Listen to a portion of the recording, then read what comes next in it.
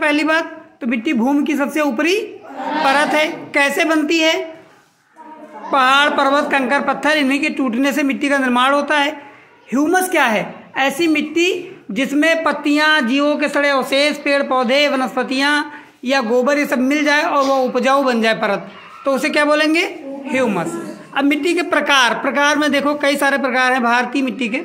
जलोढ़ मिट्टी। जलोढ़ मिट्टी कैसे बनती है? देखो जैसे पर्वत है, पर्वत से क्या निकलती है? नदियां। पर्वत से क्या निकलती है? नदियां। मान लो ये पर्वत से नदी बह रही है, ये क्या बह रही? नदी। और नदी अपने साथ क्या ले जा रही है? मिट्टी। क्या लेके जा रही है? मिट्टी। तो जो ऐसी मिट्टी निर्मित होगी, देखो अब जैसे पर्वत से बहकर नदियां दूर तक चली गई और दूर तक ले जाके देखो क्या इकट्ठा कर दिया? मिट्टी। ये क्या इकट्ठा कर रही? मिट्टी। ऐसी मिट्टी कैसी कहलाएगी? जलोढ़ मिट्टी। और ये मैदानी क्षेत्र का निर्माण कर देगी। देखो मैदान ऐसे बनते चले जाएंगे, पूरे मिट्टी जाम होती चली जाएगी, क्या बन जाएंगे? मैदान। और यह उपजाऊ मिट्टी होती है। तो जलोढ़ मिट्टी इस तरीके से बनेगी, पर्वत से नदियां जाएंगी और मिट्टी को अपने साथ बहा ले जाएंगी और निर्मित कर देंगे। दूसरी काली मिट्टी। काली मिट्टी कैसे बनती है? जैसे मान लो उदाहरण के तौर पर ये है ज्वालामुखी। ये क्या है? ज्वालामुखी। तो ज्वालामुखी के अंदर भरा होता है मैग्मा, है ना, और जब फटता है बाहर फैलता है उसे क्या कहते हैं?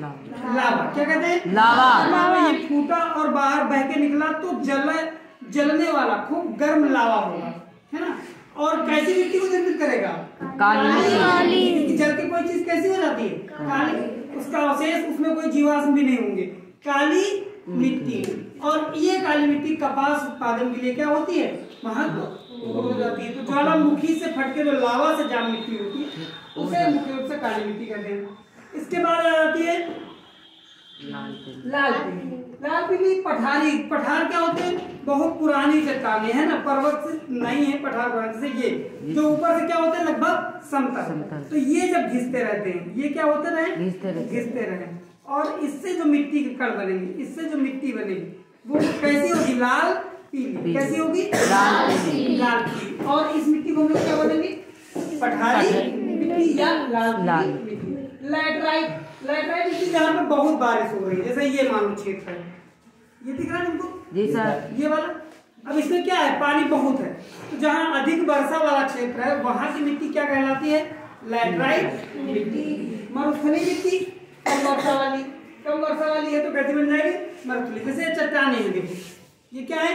चट्टाने। इनके रगड़ने से ही तो मिट्टी का निर्माण होता है। जी सर। ये रगड़ रहे हैं और क्या निर्मित हो रही है? मिट्टी। मिट्टी अर्थात भूमि की ऊपरी परत होगी ना निर्मित। अब यहाँ बारिश ना हो तो ये मिट्टी कैसी रहेगी? रेत के तरह कण ऐसे ही फैले रहेंगे, दिख रहे हैं? तो ये कैसी हो जाएगी? मरुस्थलीय। और ज्यादा बारिश हो जाए तो कैसी हो जाएगी? जलोढ़, है ना। या इसको लैटराइट आप कह सकते हो, लैटराइट। और पर्वतीय मिट्टी क्या है? जो पर्वतों पर पाई जाती है, जो पर्वतों के ऊपर मिट्टी रहती है वो पर्वतीय मिट्टी कहलाती है। तो इस तरह से मिट्टी के प्रकार होते हैं।